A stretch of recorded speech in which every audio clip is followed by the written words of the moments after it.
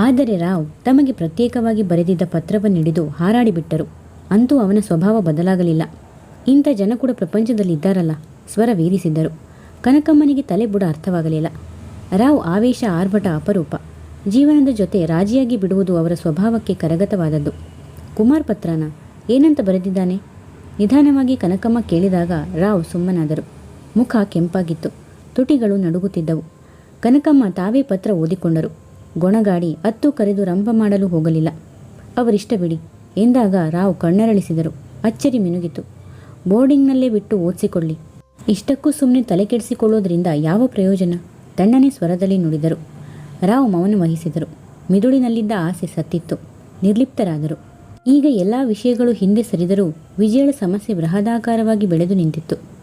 ಕುಮಾರ್ ಪತ್ರ ಬರೆದಿದ್ದಾನೆ, ನನ್ನ ಅಲ್ಲೇ ಕರೆಸ್ಕೋತಾನಂತೆ ಎಂದಾಗ ಸ್ವಲ್ಪ ಜೋರಾಗಿ ನಕ್ಕು ಬಿಟ್ಟರು. ನೀನಿಷ್ಟ ಎದ್ದು ಹೋದರು. ಈಗ ಅವಳ ಬಳಿಯಲ್ಲೂ ಹೆಚ್ಚು ಮಾತಾಡುತ್ತಿರಲಿಲ್ಲ. ಮನೆಯ ನೀರವತೆ ಅವಳನ್ನು ಹೊರಗೆ ದಬ್ಬುತ್ತಿತ್ತು.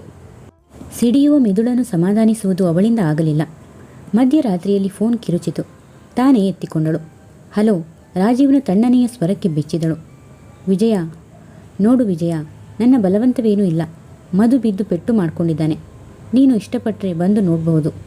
ಫೋನ್ ಇಟ್ಟೇ ಬಿಟ್ಟ. ವಿಜಯಳ ಎದೆ ನಗಾರಿಯಾಯಿತು. ಇಂತಲ್ಲಿಯೇ ನಡುಗಿದಳು. ಪಪ್ಪ, ಮಧು ಬಿದ್ದು ಪೆಟ್ಟು ಮಾಡ್ಕೊಂಡಿದ್ದಾನಂತೆ. ರಾವ್ ಮುಂದೆ ಒಸುರಿದಳು. ಹೌದಾ? ಏನು ಮಾಡೋಕ್ಕಾಗುತ್ತೆ? ಹಣವಂತ ಅಪ್ಪನಿದ್ದಾನೆ. ಸಾಕಷ್ಟು ಮಂದಿ ಡಾಕ್ಟರ್ಗಳು ಸಿಗ್ತಾರೆ. ನಿರ್ಲಿಪ್ತರಂತೆ ನುಡಿದಾಗ ವಿಜಯಳ ಮುಖ ಚಿಕ್ಕದಾಯಿತು. ಏನಾದರೂ ಹೇಳುವ ಮುನ್ನ ಹೋಗಿ ಮಲಕ್ಕೋ. ನೀನು ಯಾಕೆ ತಲೆ ಕೆಡಿಸಿಕೊಳ್ತಿ? ಹೇಗೂ ನಿನ್ನ ನಿರ್ಧಾರ ಅಚಲ. ಅಮೆರಿಕಾಗೆ ಹೊರಟು ನಿಂತಿದ್ದೀಯ. ಮತ್ತ್ಯಾಕೆ ಆ ವ್ಯಾಮೋಹ? ರಾವ್ ಹೆಜ್ಜೆಗಳು ಸರಿದು ಹೋದವು. ಬಲವಂತದಿಂದ ಕಹಿಯನ್ನು ನುಂಗಿದರು. ಎದೆ ಭಾರವಾಯಿತು. ಮಧು ಮಾನಸರ ಚಿತ್ರ ಎದುರು ಬಂದು ನಿಂತಂತಾಯಿತು. ಮನ ಕೇಕೆ ಹಾಕಿ ನಕ್ಕಿತು. ಬಂಧನದ ಒಂದೊಂದು ಕೊಂಡಿಗಳು ನಿಧಾನವಾಗಿ ಕಳಚಿಕೊಂಡು ಬೀಳಲಾರಂಭಿಸಿತು. ವ್ಯವಸ್ಥೆಗೆ ತುಕ್ಕು ಹಿಡಿಯಲು ಶುರುವಾಗಿದೆ. ಎಲ್ಲಿಗೆ ಮುಟ್ಟುವುದೋ? ಮನ ಮಧುರಿತು. ಸಂವೇದನೆ ಇಲ್ಲದ ಅರ್ಥಹೀನ ಬದುಕು. ವಿಜಯ ಕರುಳಿನ ಇರಿತ ಸಹಿಸದಾದಳು. ನಿಮಿಷಗಳು ಅವಳ ಪಾಲಿಗೆ ವರ್ಷಗಳಾದವು. ಬೆಳಕು ಹರಿಯುವ ಮುನ್ನವೇ ಸ್ನಾನ ಮಾಡಿ ರೆಡಿಯಾದಳು. ಮಧುಗಾಗಿ ಅವಳ ಕರುಳು ಬಾಧಿಸುತ್ತಿತ್ತು. ಪಪ್ಪ. ಕೋಣೆಯ ಬಾಗಿಲಲ್ಲಿ ನಿಂತು ಕೂಗಿದಳು. ಎಚ್ಚೆತ್ತೇ ಇದ್ದ ರಾವ್ ಎದ್ದು ಬಂದರು. ನಾನು ಹೊರಡ್ತೀನಿ. ಯಾವುದಕ್ಕೂ ಫೋನ್ ಮಾಡ್ತೀನಿ. ಹೊರಟೇ ಬಿಟ್ಟಳು. ಮೊದಲು ಗಾಬರಿಯಾದರೂ ಆಮೇಲೆ ಚೇತರಿಸಿಕೊಂಡರು. ಮನವನ್ನು ಕಲ್ಲು ಮಾಡಿಕೊಂಡರು. ಬಸ್ ಇಳಿದು ಆಟೋ ಮಾಡಿಕೊಂಡು ಮನೆಯ ಬಳಿ ಬಂದಳು. ವರಾಂಡದಲ್ಲಿ ಕೂತ ರಾಜೀವ್ ಮುಖವೆತ್ತಿದ. ಕಣ್ಣುಗಳು ಕಿರಿದಾದವು. ಇವಳು ನನ್ನ ವಿಜಯನ ಯೋಚಿಸಿದ. ಕೆಲವೇ ದಿನಗಳಲ್ಲಿ ಎಷ್ಟೊಂದು ಬದಲಾವಣೆ. ಕೋಣೆಗೆ ನುಗ್ಗಿದಳು. ಮಧು ಹಾಸಿಗೆಯ ಮೇಲೆ ಕಣ್ಣು ಮುಚ್ಚಿ ಮಲಗಿದ್ದ. ಹಣೆಯಿಂದ ಸ್ವಲ್ಪ ಮೇಲಕ್ಕೆ ಬ್ಯಾಂಡೇಜ್ ಕಟ್ಟಲಾಗಿತ್ತು. ಅವಳ ಗಂಟಲು ಕಟ್ಟಿತು. ಮುಖದ ಬಳಿ ನುಗ್ಗಿ ಮಧು ಎಂದಳು.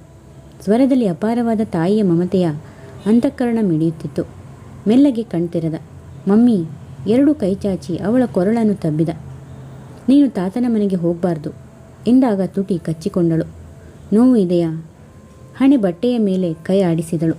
ಅಬ್ಬಾ ಎಂದು ನರಳಿದ. ಕೂತಲ್ಲಿಯೇ ರಾಜೀವ್ ಸಮಾಧಾನದ ಉಸಿರನ್ನು ಚೆಲ್ಲಿದ. ಬೆಂದ ಮನ ಒಂದು ನಿರ್ಧಾರಕ್ಕೆ ಬಂದಿತ್ತು. ಮಕ್ಕಳನ್ನು ತನ್ನೊಂದಿಗೆ ಇರಿಸಿಕೊಳ್ಳಬೇಕು. ಮೊದಲು ಕಷ್ಟವಾಗಬಹುದು, ಆಮೇಲೆ ಪರಿಸ್ಥಿತಿಗೆ ಒಗ್ಗಿಕೊಳ್ಳುತ್ತಾರೆ. ಡ್ಯಾಡಿ. ಮಾನಸಳ ಸ್ವರ ಕೇಳಿದಾಗ ಸಿಡಿಯುತ್ತಿದ್ದ ಮೈ ಮೇಲೆ ಮಂಜಿನ ಸಿಂಪರಣೆಯಾಯಿತು. ಮಮ್ಮಿ ಬಂದಿದ್ದಾರೆ, ನೋಡು ಹೋಗು. ರಾಜೀವ್ ತಣ್ಣನೆಯ ಧ್ವನಿಯಲ್ಲಿ ಹೇಳಿದ. ಮಾನಸ ಬಂದವಳೆ ಗೊಂಬೆಯಂತೆ ನಿಂತಳು. ಸೊರಗಿದ್ದಳು. ಅವಳ ಕಣ್ಣುಗಳು ಕಿರಿದಾದವು. ನೋವುಂಡ ದುಂಬಿಗಳಂತೆ ಕಂಡವು. ಪುಟ್ಟ ಮಾನಸ ಎತ್ತರಕ್ಕೆ ಬೆಳೆದಂತೆ ಕಂಡಳು. ಬಾ. ಕೈ ಎತ್ತಿದಳು. ಮಾನಸ ಒಂದು ಹೆಜ್ಜೆ ಮುಂದಿಡಲಿಲ್ಲ. ಗೊಂಬೆಯಂತೆ ನಿಂತಿದ್ದಳು. ಹಿಂತಿರುಗಿ ಬಿಟ್ಟಳು.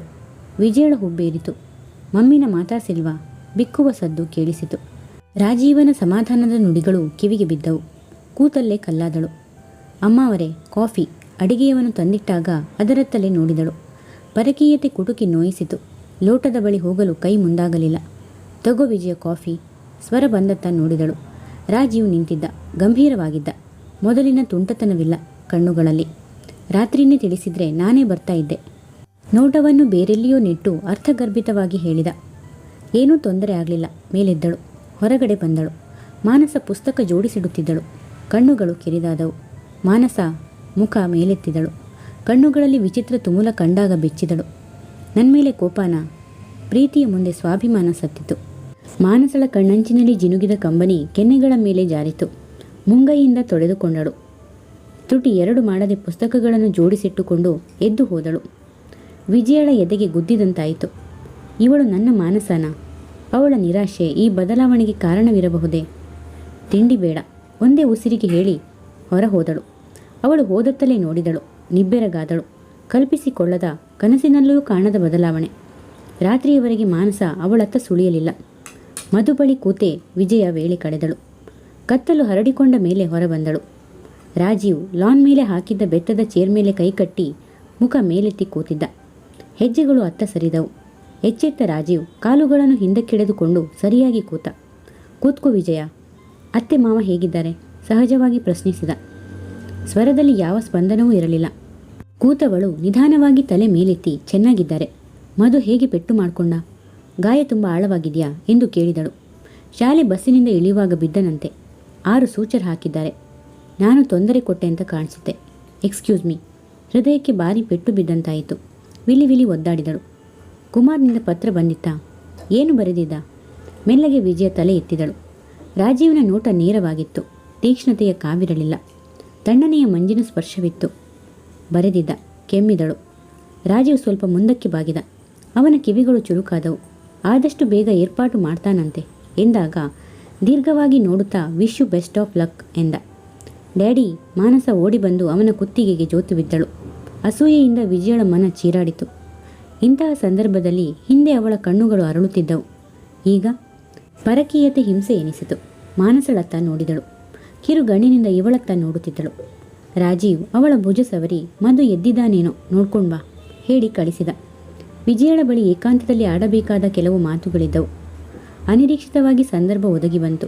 ಮತ್ತೆಂದೂ ಹೇಳುವುದು ಕಷ್ಟ. ವಿಜಯ, ನಿನ್ನ ದೃಢ ನಿರ್ಧಾರಕ್ಕೆ ಅಭಿವಂದನೆಗಳು. ಸ್ವರ ನಡುಗಿತು. ತಲೆ ಎತ್ತಿದಳು. ರಾಜೀವ್ನ ಕತ್ತಿನ ನರಗಳು ಉಬ್ಬಿದವು. ಹುಡುಗರು ಇಲ್ಲೇ ಇರಲಿ. ಅವಳೆದೆಗೆ ಭರ್ಜಿ ಇರಿದಂತಾಯಿತು. ಹೆತ್ತು ಹೊತ್ತು ಪ್ರೀತಿಯಿಂದ ಬೆಳೆಸಿದಳು. ಕರುಳಿನಲ್ಲಿ ವಿಚಿತ್ರವಾದ ಸಂಕಟ.